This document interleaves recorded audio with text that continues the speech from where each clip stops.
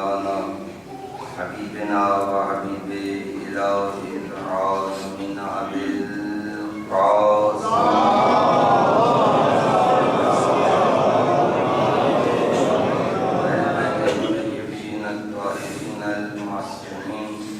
ولعنة الله على أعدائهم وغاصبي حقوقهم أجمعين من يوم عداوتهم إلى قيام يوم الدين.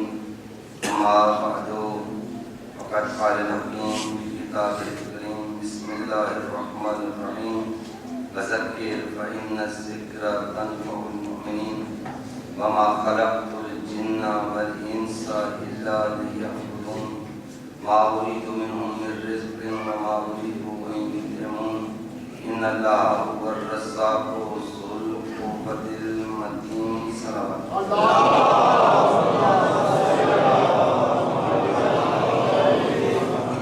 آپ حضرات سارے دن کے دوسروں میں رہیں ایسی صلوات پڑھیں جس سے تھکن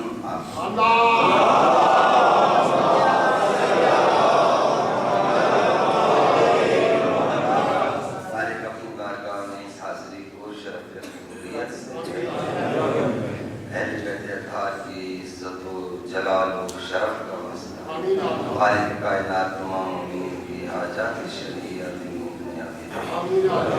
پروردگار جتنے مومنین تشریف لائے ہیں اور جو سن رہے ہیں جو آواز پہنچ رہی ہے پروردگار سب کی مشکلات گریں سب کی پریشانیاں رزق میں برکت عطا بچوں کا مستقبل روشن ترقی کی راہ مستقاران اہل بیت اطہار دنیا میں جہاں کہیں بھی ہیں ان کی محافظت حق و فتح و نصرت عطا عادل و صدم حسینیت کا بول والا یزیدیت و ذریع حضرت حجت امام عصر پروردگار ہمیں ان کے آمان و انصار میں سے ہمارے مرحومین کو اور ہم سب کو روز قیامت تک جمع شفاعت بیت کے نیچے جمع مریض مومنین و مومنات کے لیے خاص طور پر دعا ہے. بہت سارے پروگرام میرے پیش نظر ہیں انہیں پیش نظر مولا علیم کے ذات صدور ہے. پروردگار سب کے لیے دعا ہے جو پروگرام کیے بیٹھے ہیں ان تمام مریضوں کے لیے دعا ہے. واسطہ اہل بیت اطہار کے عزت و اجلال کا سب کو شفاء مل کر صلوات پڑھیں.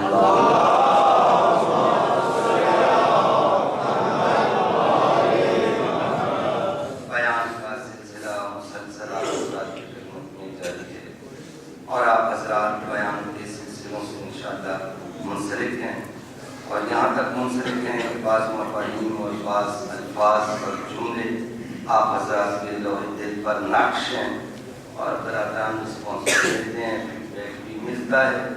اس حوالے سے پتہ چلتا رہتا ہے کہ برادران الحمدللہ اس حوالے سے احتفال کی بارگاہ ہوتی ہے تو کوشش کرتے ہیں کہ زیادہ سے زیادہ فیض حاصل کریں.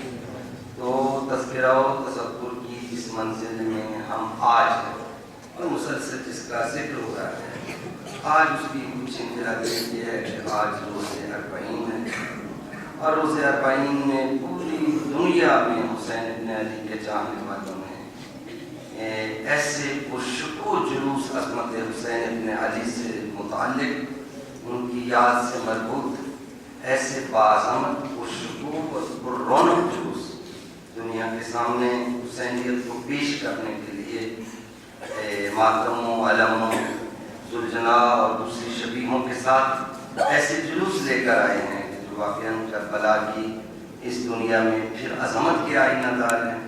اور میں کہوں گا یہ کربلا کی یاد یہ پیغمبر اکرم کی صداقت کی گواہی ہے. آقا نے جس کو اپنے مستقبل کے طور پر پیش کیا تھا وَأَنَا مِنْ حسین منی وَأَنَا مِنْ حسین حسین مجھ سے ہے اور میں حسین سے ہوں. تو حسین نے آقا کے قول کی لاج رکھی. آقا کو اپنی خون کی نجابت پر اعتماد تھا.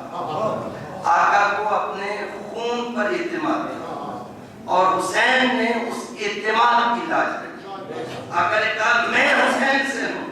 ساری دنیا یہ دیکھنا چاہتی ہے کہ آپ حسین کیا یہ جو پیغمبر نے اپنے آپ کو حسین پر موقوف کر دیا، کہہ دیا کہ میرا جمال، میرا کمال، میری حیثیت، میری نبوت اب وہ حسین سے مر گئی۔ اب ساری دنیا دیکھنا چاہتی ہے کہ حسین کیا ہے۔ اور پھر پیغمبر اکرم نے دعوت کیا تھا کہ دنیا اگر میرے ایک ہاتھ پر سورج رکھ دے اور ایک ہاتھ پر چاند رکھ دے تو بھی دنیا مجھے پیغام حق آگے پہنچانے سے روک نہیں سکتی۔ شیب ابی طالب میں پیغمبر گئے، دنیا نے آزمایا پیغمبر، اب پیغمبر کہتے ہیں میں حسین سے ہوں۔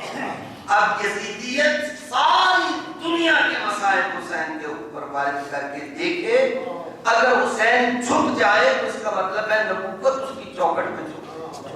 اس لیے کہ اگر کہہ دیا میں حسین سے ہوں، یہ صرف حسین کی بیعت نہیں لینا چاہتا، یہ 1,24,000 انبیاء کی بیعت حسین کے ذریعے سے، اس لیے کہ 1,23,999 انبیاء کی نبوتیں بھی پیغمبر کی نبوت میں خلاصہ ہو۔ اگر حسین کو چھکا دے، یہ حسین کا ہاتھ نہیں ہے، یہ مصطفیٰ کا ہاتھ ہے، اور یہ مصطفیٰ کا ہاتھ نہیں، یہ 1,34,000 انبیاء کا ہاتھ ہے۔ اگر حسین چھک جائے تو 1,24,000 انبیاء چھک جائیں۔ آپ سمجھ میں آتا ہے خواجہ معین الدین چشتی اجمیری کا حق کے بنائے لا الہ حسین، اگر حسین چھک جائے تو بنائے لا الہ کہاں باقی رہتی ہے؟ توحید کا پیغام صلوات پڑھے بابا سے بدل۔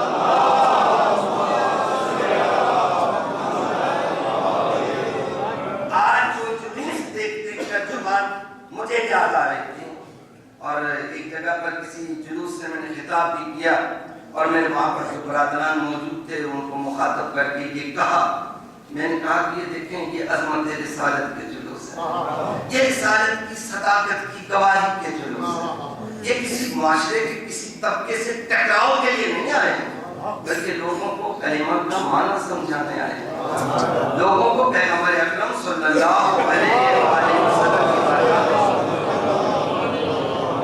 خراج عقیدت قصہ، آپ کے خانوادے کا قصہ پیش کرنے کے لیے آئے۔ اس میں محاذرہ کہاں سے آ گئی، اس میں فرقہ واریت کہاں سے آ گئی؟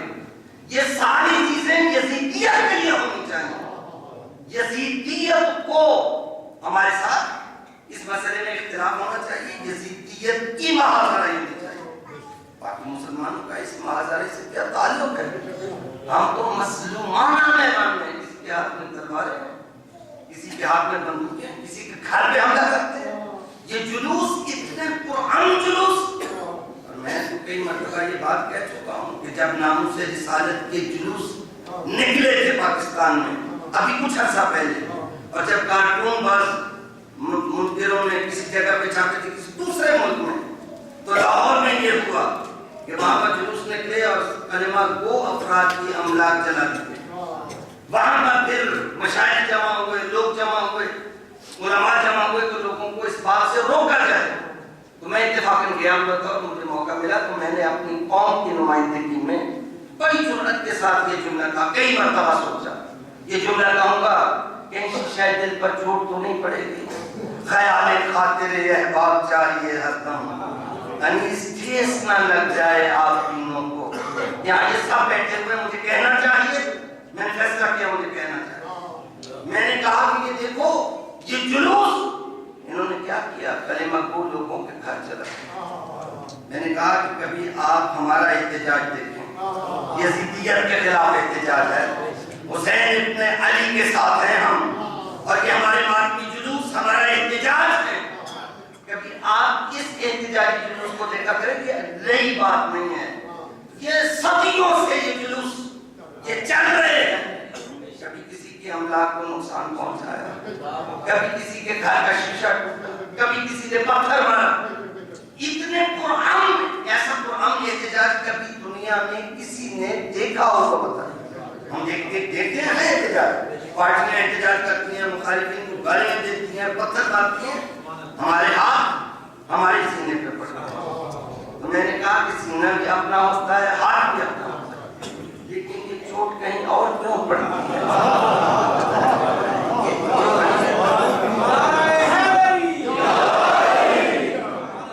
اگر کسی جاتا ہے. ماتم ہم کرتے ہیں، باطن دوسروں کے ظاہر ہوتے ہیں، یہ کیا بات ہے؟ تو میں نے کہا کہ یہ احتجاجی جلوس یہ جو چلتے ہیں ہمارے بخدا، یہ مثال ہے دنیا میں کہ اس طرح کا بھی احتجاجی جلوس ہوتا ہے. تو آپ کو دیکھیں یہ جلوس ہم لے کے چل رہے ہیں، کبھی کسی کو کوئی تکلیف نہیں پہنچی. تو اس وقت میں نے کہا میں ذمہ داری سمجھتا ہوں کہ ایک جملہ اگرچہ تلخ بھی محسوس ہو لیکن میں یہ کہتا ہوں، میں نے کہا اگر مفتیوں نے عزائے حسین کے خلاف فتوے لگا کر لوگوں کو جلوسوں کے پاس آنے سے نہ روکا ہوتا تو دنیا ہم سے احتجاج کی تہذیب تو سیکھ لے.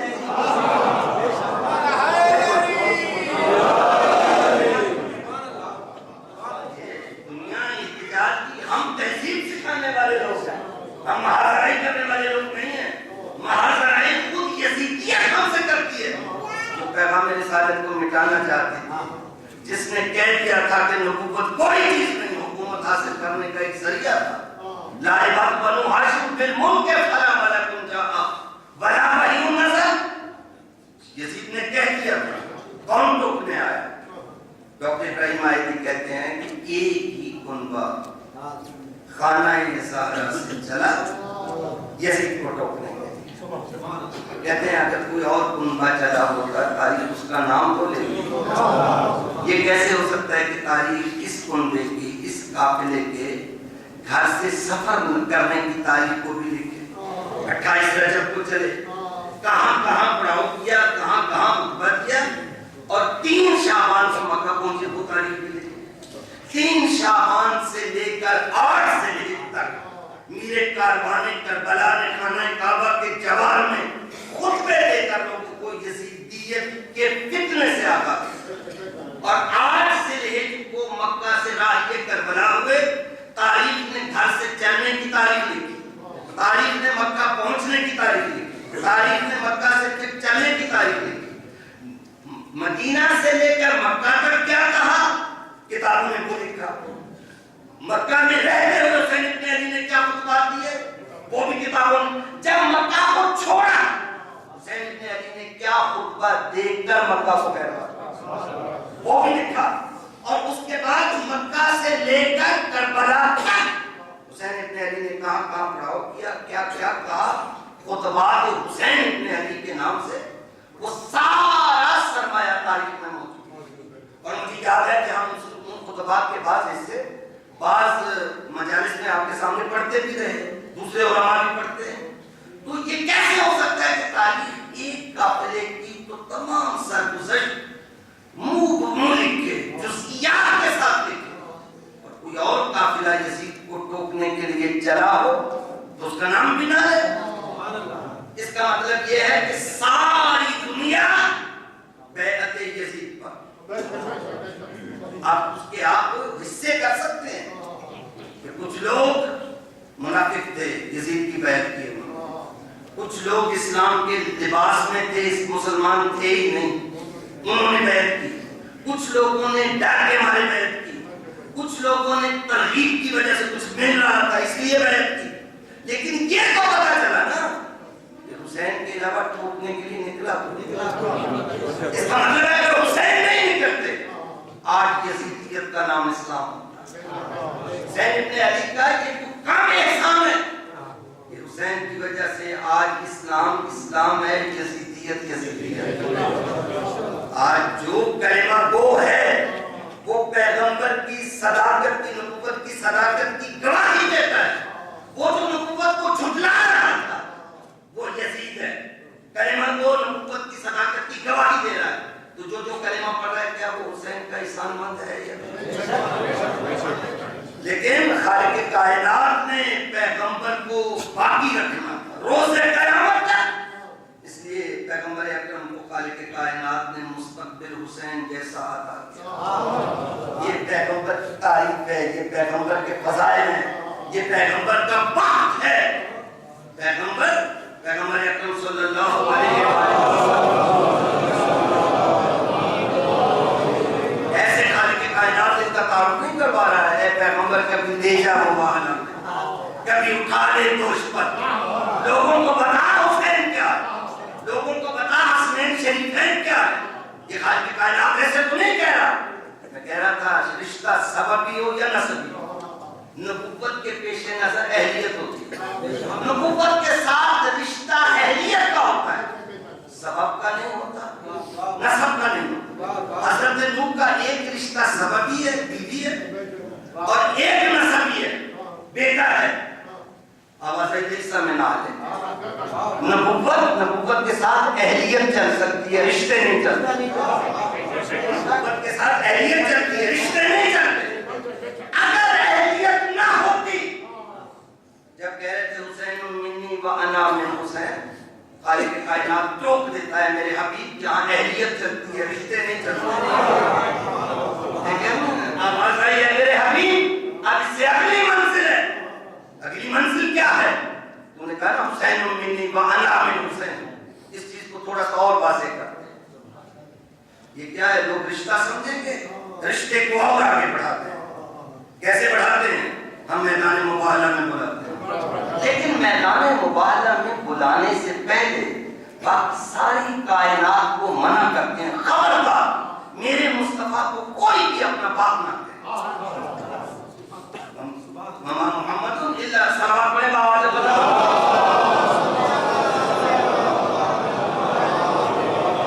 ما کان محمد ابا احد من رجالکم، تم مردوں میں سے میرا حبیب کسی کا، یہ صفائی نہیں ہے، یہ حکم قرآنی. حکم قرآنی سے مراد یعنی اب اگر کوئی اپنا باپ کہے تو وہ قرآن کا مخالف ہے، وہ قرآن کی مخالفت کا مرتکب ہونے کی وجہ سے فعل حرام کا مرتکب ہے، وہ گناہگار ہے.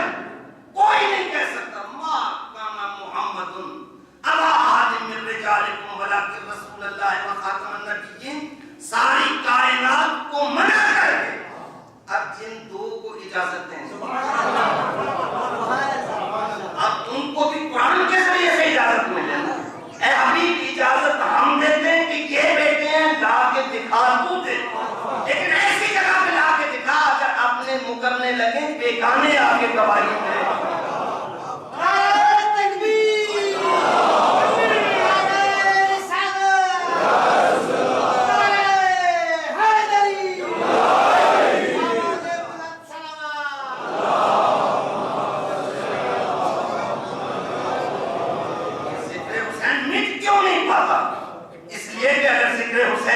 تو نبوت مٹتی ہے. اس کا تعلق نبوت کی صلاحت سے. خالق کائنات اس کا محافظ ہے. یہ جو تم عزادار، آپ عزادار، میں، ہم چلتے ہیں، ہم خالق کائنات کے وعدے کی تکمیل کا حصہ بنے ہوئے ہیں. یہ شرف ہے بڑا. خالق کائنات نے ہمیں اپنے وعدے کی تکمیل کا ذریعہ بنا دیا. ہم سارا کا شکر ہے، پروردگار بڑے گناہگار تھے، کیا کرم کیا، نے ہمیں اجازت دیا. آؤ بازار میں آ کے کہو یا حسین، آؤ مجلس منعقد کرو کہو یا حسین. اب سمجھے نا دنیا، حسین کے ذکر کو مٹانے کے لیے جتنے اسباب انسان کی نگاہ میں آ سکتے ہیں وہ سارے اسباب ذکر مٹانے والوں کے پاس ہیں، اور بچانے کے لیے جتنے اسباب ہو سکتے ہیں. آپ دیکھیں بظاہر ہمارے پاس وہ اسباب، دولت ان کے پاس، تخت ان کے پاس، حکومت ان کے پاس، خزانے ان کے پاس، اور پھر یہ بھی ہے کوئی ظلم و ستم ایسا نہیں جو روا نہ رکھا گیا.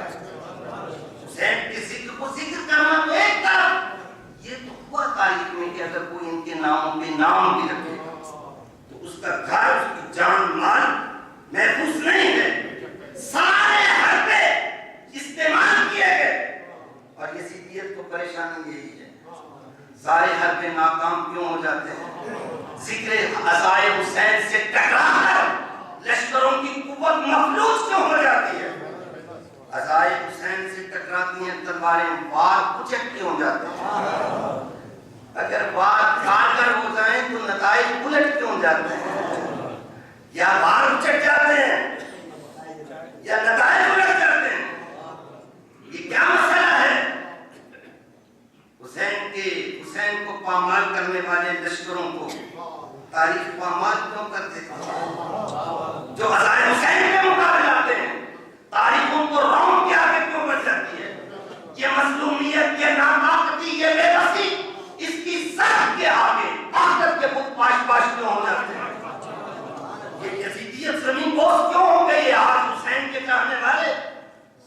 دنیا میں بڑی عزت و عظمت اور بڑے افتخار کے ساتھ کہتے ہیں کیا حسین، کیا سرحد بڑے بابا سے بنا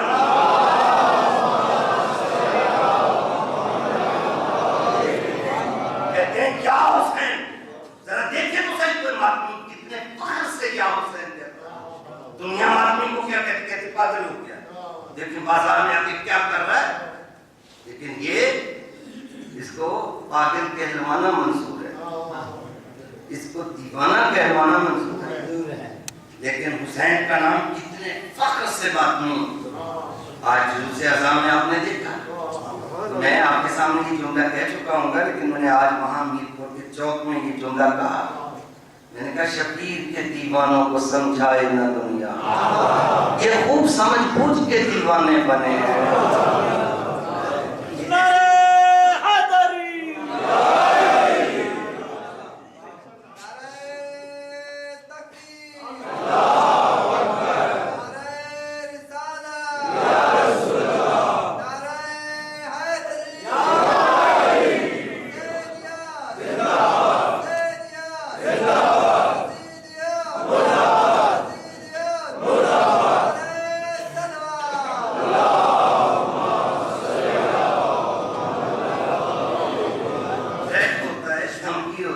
جان کا خطرہ ہوتا ہے، انسان کہے تو اپنی جان بھی بچانے کی کوشش کرتا ہے، لیکن نفسیات ہیں، اگر خود جانا پڑے بچوں کو گھر کے اندر بند کرتا ہے. لیکن جلوس حسین کے لوگ اپنے بچوں کو کیسے لے کے جاتے ہیں، ہے کسی کو اپنے جان کی پرواہ. یہ حسین ابن علی کی محبت یہ انسان کو کیا سے کیا بنا دے. اس ذکر کے پیچھے قوت کار فرما ہے، وہ محبت، وہ موج محبت. اس موج کو کوئی ذات ہے جو حرکت میں رہتی ہے، اور نام حسین بلند ہوتا ہے. بخدا یزیدی قوتیں ذلیل و رسوا ہوتی جا رہی ہے، دنیا میں منہ دکھانے کے قابل. میں نے کہا تھا اسی لیے تو منہ ڈھانپ کے آتے ہیں، چہرے پہ نقاب ڈال کے. کبھی دیکھا کسی نے ماتمی کو، دنیا لوگ کہتے ہیں دیوانے ہو گئے، کبھی کوئی چہرہ چھپا کے آیا، اپنے برے چہرے کے ساتھ آتے ہیں. اس لیے کہ ماتم کرنے والے عزادار مظلوم ضرور ہیں، لیکن اپنی تاریخ سے شرمندہ نہیں. برے چہرے کے ساتھ وہ آتا ہے جس کا کوئی حسب ہو، کوئی نسب ہو، جس کی کوئی اصل ہو. چہرے چھپا کے وہ آتے ہیں جن کے چہرے دکھائے جانے کے قابل نہیں. یہ کیوں نہ ڈوب مرے، کیوں نہ خودکشی کریں. یہ خودکش حملے نہیں، یہ یزیدیت خودکشی پہ اتر آئی. کیا کریں، ہر طرف حسین حسین. تخت و تاج ختم ہو گئے، لشکر تاریخ میں ختم ہو گئے، ان کے خزانے نام و نشان نہیں رہا، ساری قوتیں برباد ہو گئی. ذکر حسین پھیلتا چلا گیا. اب وہ حسین حسین کی آواز جس کو یہ سن نہیں سکتے تھے ساری دنیا میں، اسی طریقے سے جیسی بھی دہشت گردی کرے ویسے ہی ہے. ذکر حسین پھیل کر چلا جا رہا ہے. اب یزیدیت کے خلاف خودکشی کے علاوہ کوئی چارہ بھی نہیں ہے. میں پیغام اتحاد کیسے دیتا ہوں آپ کی طرف سے؟ میں کہتا ہوں، میں چیلنج کے ساتھ کہتا ہوں، آج تک جتنے خودکش حملوں کے نیٹ ورک پکڑے گئے ان میں سے اگر کوئی ایک صفحے عذاب میں رونے والا ہو تو دکھاؤ. یہ ذکر حسین کی زندگی عطا کرتا ہے، یہ لوگوں سے زندگی چھینتا نہیں. اہل بیت اطہار زندگی دیتے ہیں، ذکر حسین زندگی دیتا ہے. ذکر حسین کرنے والے سنتے ہیں راہ کربلا میں حسین نے دشمن کو پانی پلایا. جب دشمن کو پانی پلانے کا تذکرہ سنتے ہیں تو کیا ہوتا ہے، باہر جاتے ہیں سبیل لگاتے ہیں. اور سبیل لگانے والا صرف اپنے ہم مذہب لوگوں کے لیے سبیل نہیں لگاتا، یہ پانی پلانے سے پہلے پوچھتا نہیں میرا مذہب کیا ہے. وہ بندہ نواز اس سے مربوط ہے نا سبیل، جو بھی چاہے آئے اور پیے. تو وہ جملہ کہہ رہا ہے، اے میرے حبیب، تم نے کہا نا حسین منی و انا من حسین. ہم ساری کائنات کو پہلے منع کرتے، کوئی بھی پیغمبر کو اپنا باپ نہ کہے. اس کے بعد ہم کہیں تم اپنے بیٹوں کو لے آؤ،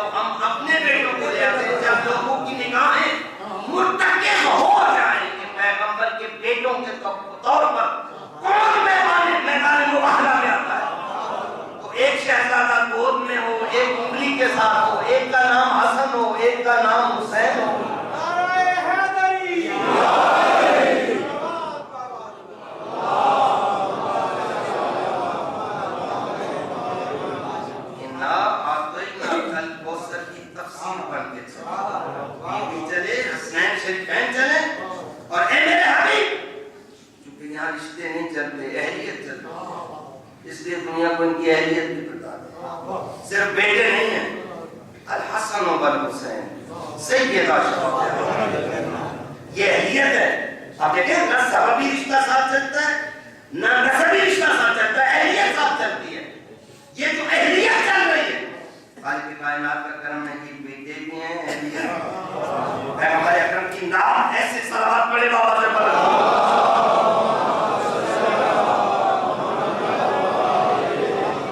ربیع الاول آ رہا ہے, یہ سفر کے بعد ربیع الاول شروع ہوگا, پھر ہمارے مشترک اجتماعات شروع ہو جائیں گے. پھر میں ان کے سامنے کہوں گا پیغمبر کی نام یہ ہے کہ یہ تمام انبیاء میں مصطفیٰ ہے. میں مشترک جلسوں میں جو جملہ استعمال کروں گا آج آپ کو سناتا ہوں. یہ تمام انبیاء میں ذات مصطفیٰ کیا ہے؟ یہ نور نہیں ہے. حضرت نوح کا بڑا احترام ہے, لیکن نوح کے رشتے اور تھے, مصطفیٰ کے رشتے اور تھے. باقی انبیاء میں اور اس نبی میں فرق کیا ہے کہ خالق کائنات نے جو رشتے عطا کیے اہلیت بھی وہی رکھی, اور جو اہلیت تھی وہ رشتوں میں رکھی. یہ مصطفیٰ اس کے نواسے حسنین ہیں. یہ مصطفیٰ اس کی بیٹی کا نام فاطمہ الزہرا ہے.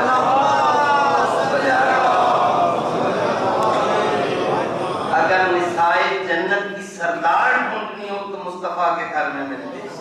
اگر جوانان جنت کے سردار ڈھونڈنے ہوں تو مصطفیٰ کے گھر میں ملیں گے. نام کیا ہوتی ہے کہ پیغمبر اکرم کا ماحول, ان کی سیرت, صرف ہم یسوع و رخسار کی باتیں نہ کریں, خال و لب ابرو خمدان کی بات. لوگوں نے بڑا آسان سمجھا. کیا کریں؟ اگر ارد گرد کی بات کریں تو لوگوں کے فضائل, کچھ ایسی ہستیوں کے فضائل وہ سامنے آتے ہیں. بتانا پڑتا ہے پیغمبر کس کے استقبال کے لیے کھڑے ہیں. لہذا پیغمبر کی نشستوں پر خاص بتائی نہ جائے, بتایا جائے آنکھیں کیسی تھیں, سرما ڈالتے تھے, زلفیں کیسی تھیں. صرف ہم یسوع و رخسار کی باتیں نہ کریں, خال و لب ابرو خمدان کی باتیں نہ کریں. کیا عجب ہے کہ تیرے حسن کی باتیں تو کریں پر تیری سیرت و کردار کی باتیں نہ کریں. کیا عجب ہے کہ تیرے, میرے ساتھ چلیں گے تو اپنا شیر پوچھوں گا. شیر نصر کی طرح نہیں پڑھا جاتا, شیر نصر کی طرح نہیں پڑھا جاتا, ساتھ پڑھا جاتا. کہتے تھے مصرع اٹھو. کیا عجب ہے کہ تیرے حسن کی باتیں تو کریں پر تیری سیرت و کردار کی باتیں نہ کریں. کیا عجب ہے تیرے قصبان کا چرچا تو کریں اور لشکر کے علمدار کی باتیں.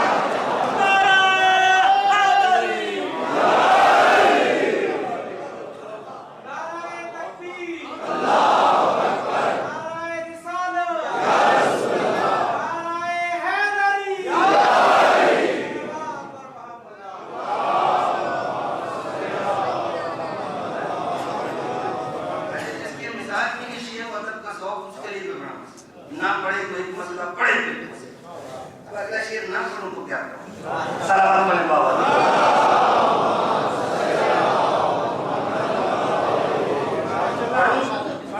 اچھا تو سننا چاہتے ہیں اونچی آواز سے صلوات پڑھیں.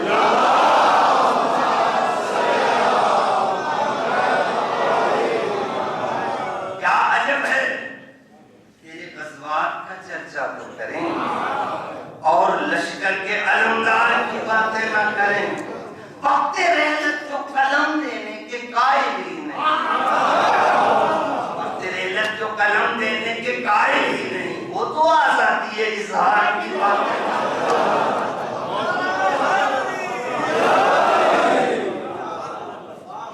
یہ پیغمبر اکرم کا خاندان ہے, یہ آقا کی مدح ہے. یہ جلوس آقا کی عظمت کے جلوس ہے, یہ جلوس آقا کی نبوت کی گواہی کے جلوس ہے.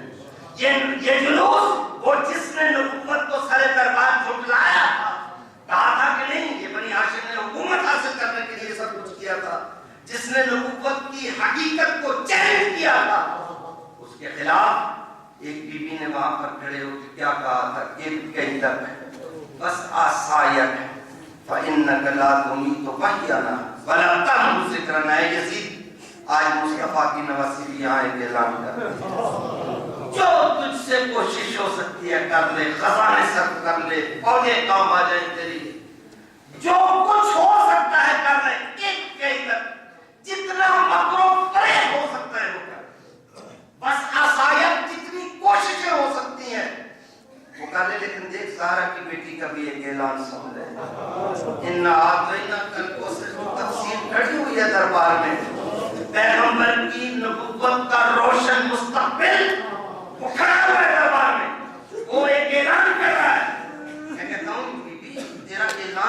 کتنا سچا ہے. یہ تمام جلوس، یہ تمام مجالس تیرے اس اعلان کی گواہی ہے. ہاں علی کی بیٹی جو تم نے کہا تھا وہ صحیح کہا تھا. اور علی کی بیٹی اس کی مستقبل پر کیسی نظر ہے؟ کہ اللہ لا تمہیں تو بیانا بلا تم ذکرنا. میں اعلان کرتی ہوں نہ تو وحی کے تذکرے ختم ہو سکتے ہیں اور نہ پاکیزہ دلوں سے ہماری محبت کو تم کیا جاتا. یہ کاروان محبت یہ جو چل رہا ہے اس کا اعلان علی کی بیٹی نے یزید کے دربار میں بنی امیہ کی نسلوں کو چیلنج کر کے کیا. یہ بنی امیہ کی نسلوں کو چیلنج کرنے کا عمل ہے. یہ مجالس ایسا تجلی گاہ جلوہ شہادت کربلا 40 کربلا 40 میں اتنے لوگ کتنے ایکسپیکٹ کر رہے ہیں؟ 1 کروڑ لوگ. حج میں تیسرا حصہ زیادہ نہیں تیسرا حصہ. حج واجب ہے، زیارت حسین مستحب ہے. بڑے توجہ آپ حضرات دیں گے حسین دلوں پہ حکومت دیکھیں. آپ جو واجب ہے حج وہ مرکز اسلام وہاں پہ 30 لاکھ 35 لاکھ 25 لاکھ 30 لاکھ. یہاں پہ 1 کروڑ لوگ. کعبہ شہادت حسین وہ کعبہ عبادت ہے مکہ میں، یہاں کعبہ شہادت ہے. اور کعبہ شہادت کی طرف اچھا یہ جلوس اس کے علاوہ جو ساری دنیا میں جاؤ بازار کو پر کیے ہوئے ہیں جو اس کے علاوہ ہے. اگر اس سب کو شامل کیا جائے تو جو کعبہ شہادت کا حج ہے اس کی کیفیت کیا ہوگا. بہت ساری چیزیں لوگوں کو نظر نہیں آتی. یہ وہ چیزیں ہیں جو ٹی وی والے دیکھ کے جو ہے اندازہ لگاتے ہیں. یہ وہ چیزیں ہیں. یہ ساری دنیا کے جلوس یہ کون شمار کرتا ہے؟ جو عرش سے قافلے ملائکہ کے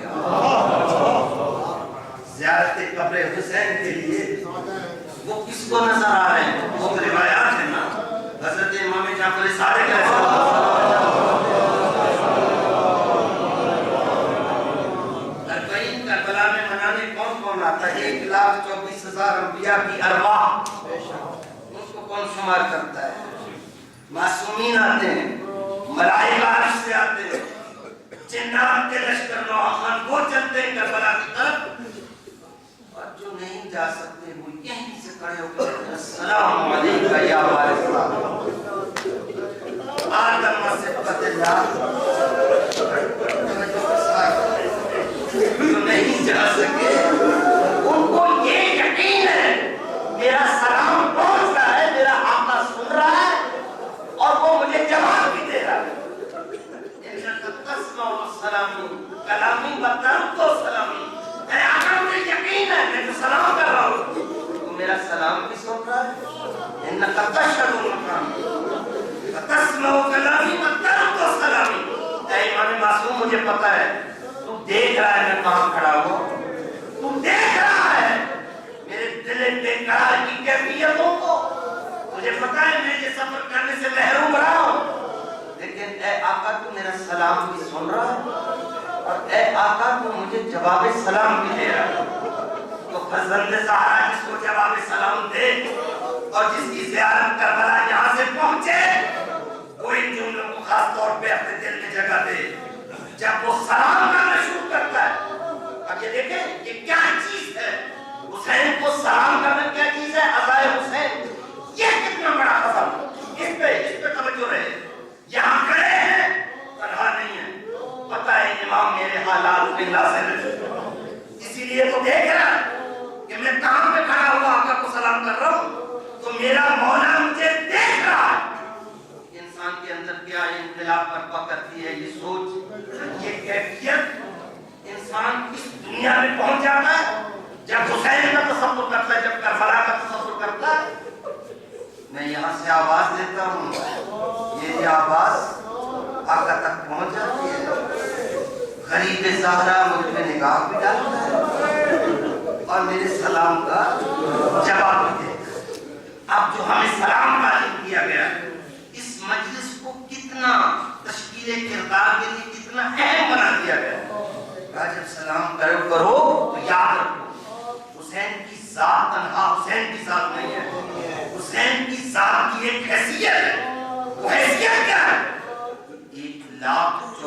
انصار انبیاء کے پیغام کا وارث ہے۔ جیسا جب تم حسین کو سلام کرتے ہو، اس کا مطلب ہے کہ تم حسین کے پیغام سے اخلاص کا اور اس سے تحقق کا کمٹمنٹ کا اعلان کرتے ہو۔ وہ کیسے کرنا ہے؟ تو السلام علیکم یا وارث آدم سے، السلام علیکم یا وارث نوح نبی اللہ۔ انبیاء کے نام آنے لگے، لیکن یہ سب کا وارث ہے۔ اس کا مطلب ہے آدم و نوح و ابراہیم و موسیٰ و عیسیٰ و حبیب خدا کا پیغام نہ ہوتا اگر یہ پیغام لاوارث رہ جاتا۔ یہ پیغام لاوارث نہیں ہے۔ نوح فخر کرے میرے پیغام کا وارث حسین ہے۔ آدم فخر کر رہی ہے میرے پیغام کا وارث حسین ہے۔ ابراہیم فخر کر رہے ہیں وَفَدَيْنَاهُ بِذِبْحٍ عَظِيمٍ کی تعبیر پر کرنے والا میرے پیغام کا وارث حسین ہے۔ حبیب کبریا کا چہرہ فخر سے سرخ ہوا ہے۔ پورے گھر کی قربانی پیش کر کے تمام انبیاء آقا کی بارگاہ میں کھڑے ہیں۔ آقا میرے نواسے کو غصہ دینے آئے، ہم فخر کرتے ہیں ہم سب کے پیغام کا وارث حسین ہے۔ آقا کہتے ہیں مجھے بھی فخر ہے، میری گود کا پلا ہوا، میری نبوت کا مستقبل میرے پیغام کا وارث حسین ہے۔ حسین کی بارگاہ میں چلیں، حسین کہتے ہیں مجھے فخر ہے میرے پیغام کی وارثہ زینب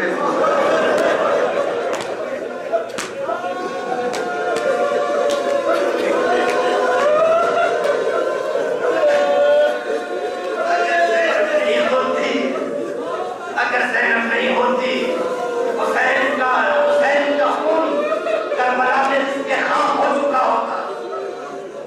اگر زینب نہیں ہوتی کربلا کا عباس سے کربلا کی خاک میں گم ہو چکا ہوتا۔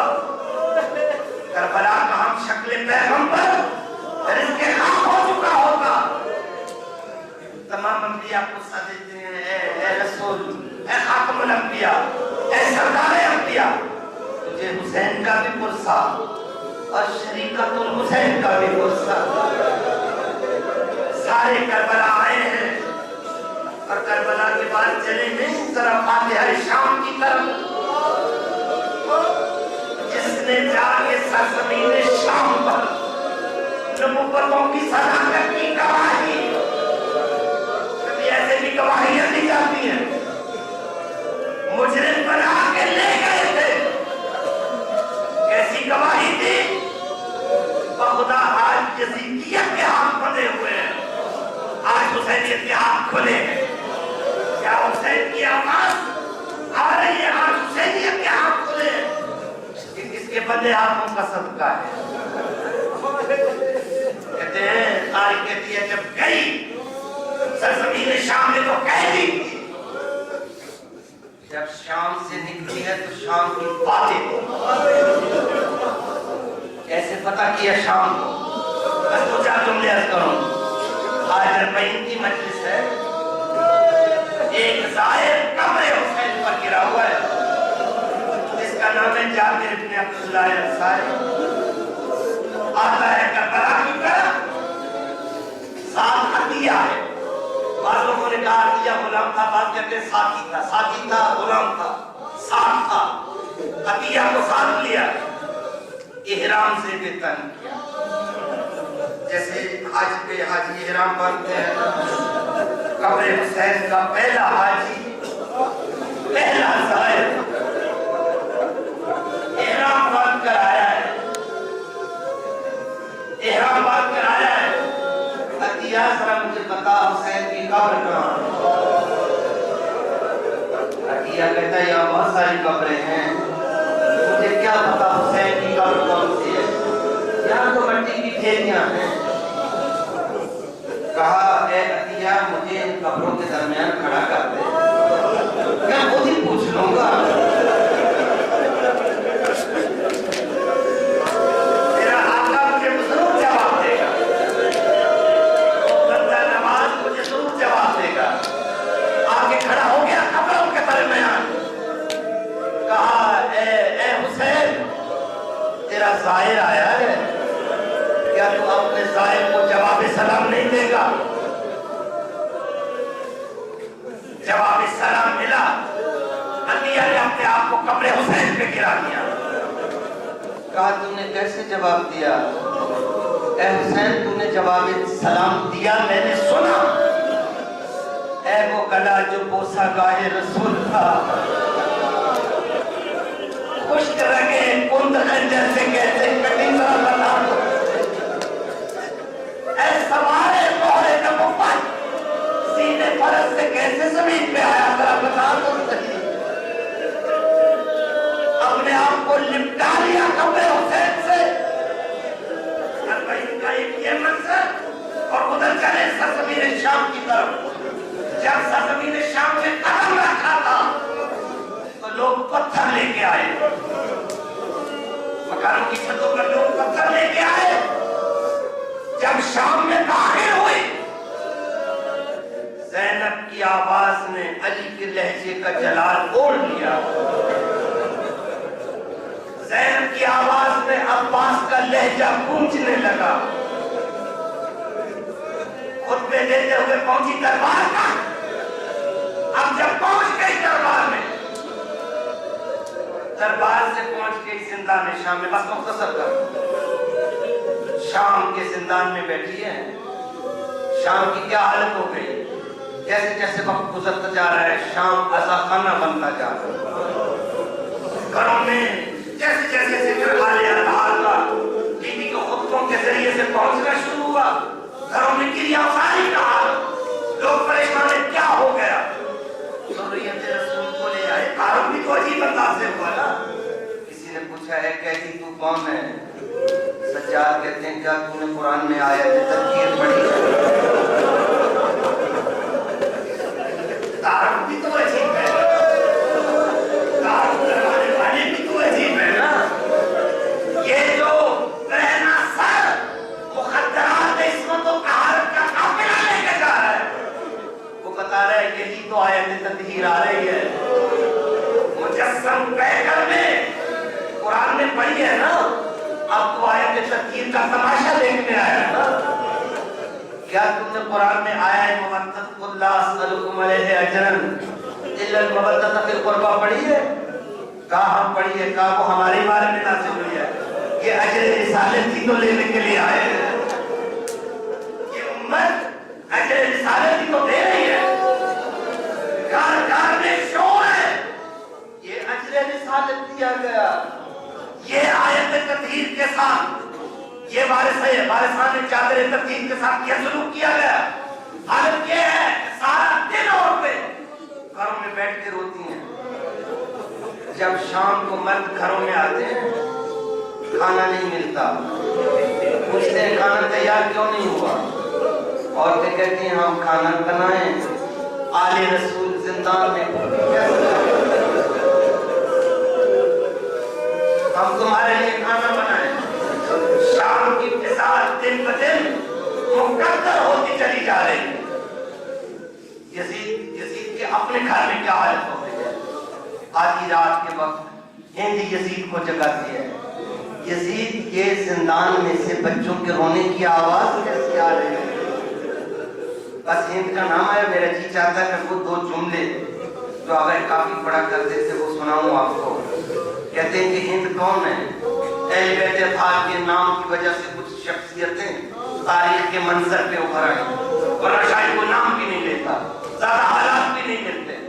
کہتے ہیں شام کی وادیوں میں ایک یہودی رہتا تھا، اللہ نے اسے بڑی پیاری بیٹی عطا کی، لیکن وہ آنکھوں کی بینائی سے محروم تھی، بڑی ذہین ہے، بڑی خوبصورت بچی، لیکن آنکھوں کی بینائی سے محروم۔ اس نے بڑا علاج کیا لیکن جب شفا نہیں ہوئی، اسے کچھ لوگوں نے کہا مدینے چلا جا۔ مدینے جا کے کیا کروں؟ کہا وہاں مولا علی ہے، اس کے پاس چلا جا۔ اس نے کہا میں بہت سارے اطباء کے پاس گیا، اس کو شفا نہیں ہوئی، لوگوں نے بتایا یہ دوا دیتے ہیں، وہ شفا دیتا ہے، وہ مالک کی شفا ہے، اس کے پاس چلا جا۔ یہ شام سے چلا، منزلیں مارتا ہوا مولا کے پاس پہنچا۔ آقا یہ میری بیٹی ہے، اس کا ہند نام ہے، بڑی ذہین بچی ہے، بڑی خوبصورت ہے، لیکن آنکھوں کی بینائی سے محروم ہے۔ میں نے سنا ہے تو مالک شفا ہے، میں تیرے در پہ شفا کے لیے آیا۔ آقا نے کہا میرے حسین کو بلاؤ۔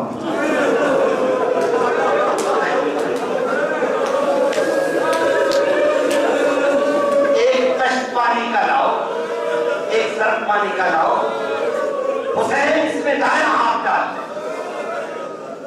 حسین نے دائیں ہاتھ ڈالا، آقا نے وہ پانی کا برتن اس کو دیا، کہا پانی اس کے چہرے پہ ڈال دے، اس کی آنکھیں روشن ہو جائیں، اور جو پانی بچ جائے اسے اپنے مطلب لے جا، گھر میں چھڑکنا، باغ میں چھڑکنا، اللہ برکت دے گا۔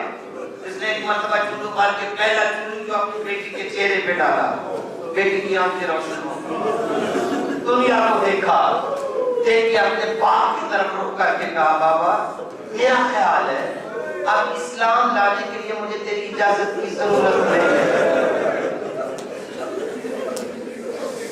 کہا بیٹی یہی بات میں تجھ سے کہنا چاہتا تھا، ہم اسلام لے آئے۔ باپ بیٹی اسلام لے آئے۔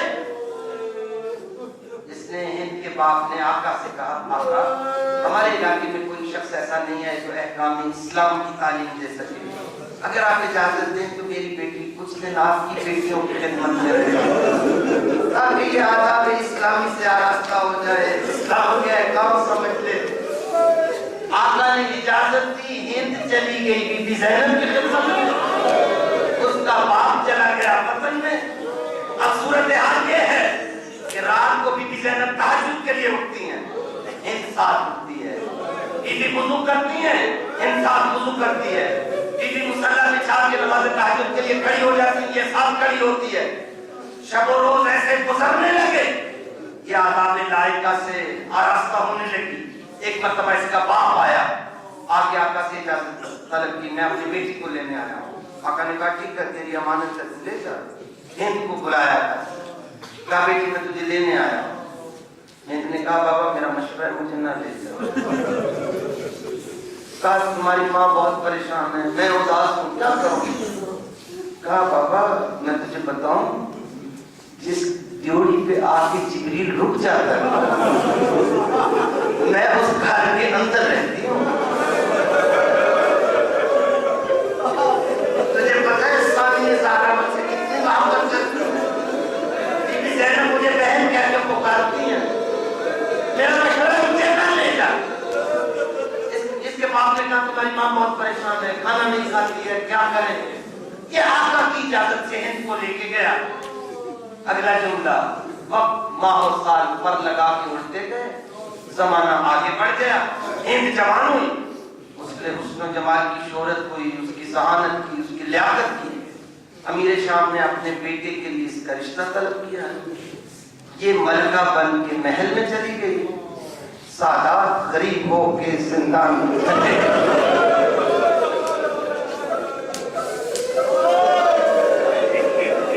آدھی رات کا وقت ہے، ہند یزید کو جگا کے پوچھتی ہے زندان سے بچوں کے رونے کی آواز کیا آ رہی ہے؟ یزید کہتا ہے یہ کچھ لوگوں نے ہمارے خلاف خروج کیا تھا، ان کے مرد مارے گئے، بچے اور عورتیں قید ہو کر زندان میں پہنچ گئے، یہ ان بچوں کے رونے کی آواز ہے۔ یزید اگر اجازت ہو تو میں صبح زندان جا سکتی ہوں؟ کہاں چلی جانا، لیکن آداب شاہی کے ساتھ، یعنی ملکہ کے پروٹوکول کے ساتھ۔ صبح یزید دربار میں چلا گیا، ہند تیار ہونے لگی، کنیزوں سے کہا انتظام کرو۔ کنیزوں نے کوئی چیز لے جا کے مسلک ٹائپ وہاں زندان میں رکھی۔ بیویوں نے پوچھا یہ کیا ہو رہا ہے؟ کنیزوں نے کہا ملکہ عالیہ تشریف لانے والی ہیں۔ کون ہے ملکہ؟ کہا ہند تشریف لانے والی ہیں۔ بس ہند کا نام سننا تھا۔ خواب پر بیٹھی ہوئی بیویوں نے ایک دوسرے کی طرف دیکھا، زندان میں کچھ چھپنے کی جگہ بھی تو نہیں ہے۔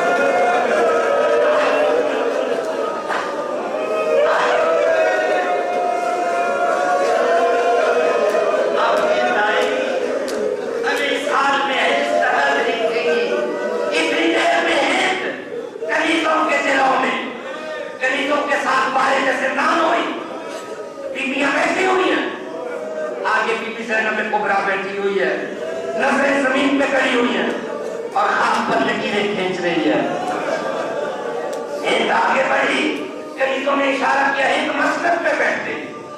کنیزوں نے بیویوں سے کہا آپ ملکہ کے استقبال کے لیے کھڑی کیوں نہیں ہو؟ ہند نے اشارے سے روک دیا، قیدیوں سے ایسے بات نہیں کرتے. ہند نے کہا ان میں سے بڑی بیوی کون ہے جس سے میں بات کروں؟ سب نے بی بی زینب کی طرف اشارہ کیا. بی بی زینب خاک پر لکیریں کھینچ رہی ہے. ہند کہتی ہے بی بی تم میری طرف دیکھتی کیوں نہیں؟ بی بی خاموش ہے. بی بی تم مجھ سے بات کیوں نہیں کرتی؟ بی بی خاموش ہے. بی بی میں تجھ سے بات کر رہی ہوں، مجھ سے بات کیوں نہیں کرتی؟ بی بی نے یہیں سے کہا تو جو بات کرنا چاہتی ہے بات کر. ہند نے کہا من ای البلاد انتم، تم کس شہر کے رہنے والے ہو؟ ادھر سے آواز آئی من بلاد المدینہ، ہم مدینہ کے رہنے والے ہیں. بس مدینہ کا نام آیا، ہند مسجد سے اتر کر خاک پر بیٹھ گئی بی بی کے ساتھ. بی بی نے کہا تم نے مسجد کیوں چھوڑ دی؟ کہا بی بی تم نے کہا نہیں ہم مدینہ کے رہنے والے ہیں. مدینہ کے مجھ پہ کتنے احسانات ہیں یہ تو بی بی میں ابھی تجھ کو بتاؤں گی نا. ذرا مجھے یہ بتا تم مدینہ کے کس محلے کی رہنے والی ہو؟ بی بی نے آواز دی محلہ بنی ہاشم. کہا پھر تو تم میری شہزادی کو جانتی ہوگی، میری آقا زادی کو جانتی ہوگی. کون ہے میری آقا زادی؟ کہا زینب کبریٰ ثانیہ زہرا، حسین کی بہن، عباس کی مخدومہ. بتا میری آقا زادی کو تم نے کب دیکھا تھا؟ بی بی خاموش ہے. بی بی تو کہتی ہے میں محلہ بنی ہاشم کی رہنے والی ہوں، تم میری بی بی زینب کو نہیں جانتی. بی بی یہ کیسے ہو سکتا ہے کوئی وہاں کا رہنے والا ہو اور بی بی زینب کو نہ جانتا ہو؟ شانے کو پکڑ کے ہلایا.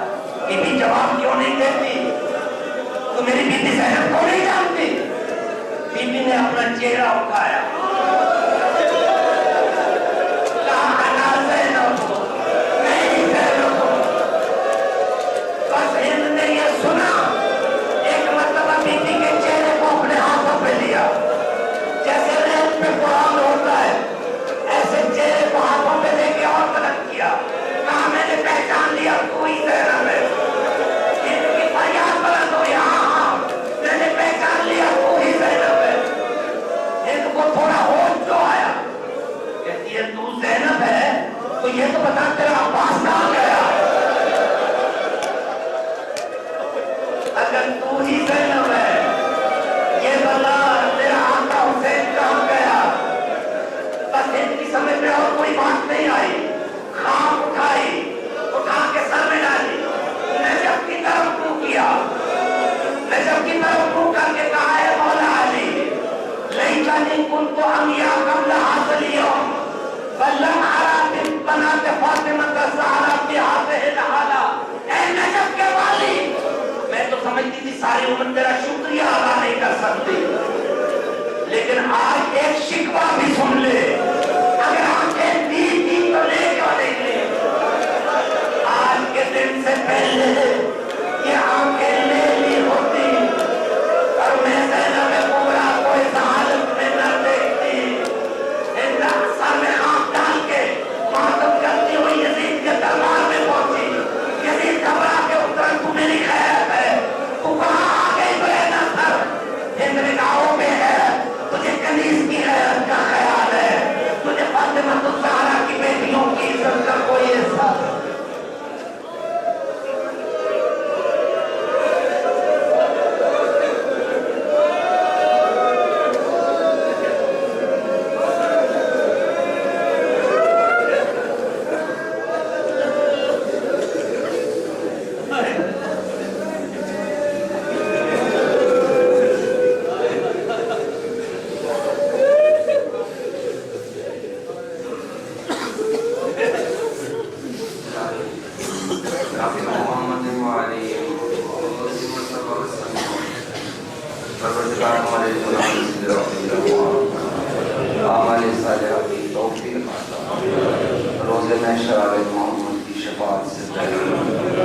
ہمارے مرحومین کو ہم سب کو روز قیامت تک میں شفاعت دے.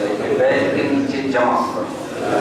پروردگار تمام مومنین کی عزاداری کو، آنسوں کو، نیتوں کو قبول فرما، ہماری نیتوں اور ہماری ارادوں کو اور زیادہ پاکیزگی عطا فرما، معرفت امامت عطا فرما، قرب امامت عطا فرما۔ پروردگار یہ خط حسین کا سب پروردگار کے سب کو ہمیشہ تر و تازہ رکھے، پروردگار کے سب ہمیشہ تازہ رکھے، اور ہماری آنکھیں اسی طرح سے آنسو برساتی رہے، ہمارا دل لہو ٹپکاتا رہے یاد حسین میں، اور پروردگار ہم جب اس دنیا سے جائیں تو حسین کے ہوتے جائیں۔